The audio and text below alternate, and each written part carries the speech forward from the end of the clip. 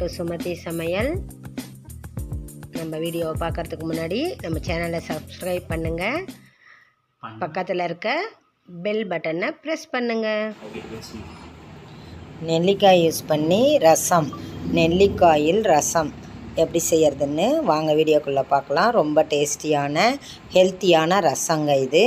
நெல்லிக்காயிலேயே ரசம் எப்படி செய்கிறதுன்னு பார்க்கலாம் வாங்க வீடியோக்குள்ளே. இதுக்கு தேவையான பொருட்கள் நெல்லிக்காய், பெரிய நெல்லிக்காய் தாங்க இதுக்கு, காட்டு நெல்லிக்காய்ன்னுவாங்கள்ல அது. ஒரு 3 நெல்லிக்காய் எடுத்து கொட்டை எடுத்துகிட்டு இந்த மாதிரி பீஸாக கட் பண்ணி வச்சுக்கோங்க. சின்ன தக்காளி 2 எடுத்துக்கோங்க. மிளகு ஒரு 1/2 ஸ்பூன். உங்கள் வீட்டுக்கு காரம் ஜாஸ்தியாக இருக்குன்னா கொஞ்சம் கம்மி பண்ணிக்கோங்க. ஒரு 3/4 ஸ்பூன் ஜீரகம்.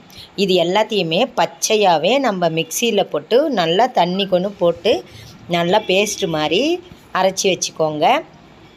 அறுத்து வச்ச நெல்லிக்காய், தக்காளி, மிளகு, ஜீரகம் பாருங்கள் இந்த மாதிரி மிக்சியில் அரைச்சி வச்சுக்கோங்க.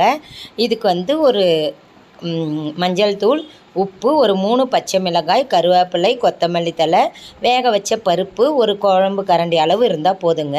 ஆல்ரெடி நம்ம அரைச்சி வச்சுருக்கிறது அவ்வளோதாங்க. இப்போ ஒரு வாணல் அடுப்பில் வச்சு நெய் போட்டுக்கோங்க. நல்லா டேஸ்ட்டாக இருக்கும். நெய்யில் தாளிக்கும் போது ரசம் நல்லா ஃப்ளேவர் கொடுக்கும், நல்லா டேஸ்ட்டாக இருக்குங்க இது. இந்த மாதிரி நெய் சூடு ஆனோடனே இதுக்கு நம்ம ஆஸ் யூஷுவல் ரசத்துக்கு கடுகு, பெருங்காயம், கருவேப்பிலை எல்லாமே தாளிக்கிற மாதிரி தாளிச்சிக்கணும்.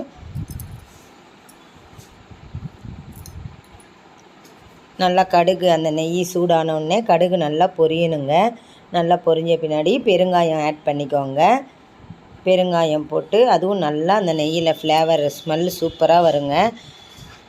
இப்போ கருவேப்பிலை சேர்த்துக்கோங்க. பச்சை மிளகா கட் பண்ணி வச்சுருக்கோம். நான் 3 பச்சை மிளகா சேர்த்துருக்கேன். நீங்கள் 2 கூட போட்டுக்கலாம். உங்கள் வீட்டு காரத்துக்கு ஏற்ற மாதிரி கம்மி ஜாஸ்தி போட்டுக்கோங்க. இந்த மாதிரி நல்லா ஃப்ரை பண்ணிக்கோங்க. அந்த நெய்யில் ஃப்ளேவர் நம்ம அடுப்பு கொஞ்சம் குறைச்சியே வச்சு நல்லா அந்த பச்சை மிளகா ஃப்ளேவரெல்லாம் அந்த எண்ணெயில் நெய்யில் இறங்கணும். அப்போ தான் நல்லாயிருக்கும். இப்போ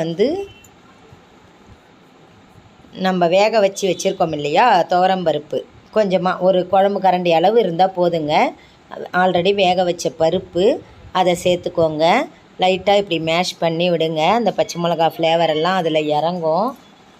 லைட்டாக மேஷ் பண்ணிவிட்டு நம்மளுக்கு எவ்வளோ ரசம் தேவையோ அந்த அளவுக்கு நீங்கள் ஒரு டம்ளர் அளவுக்கு தண்ணி விட்டுக்கோங்க.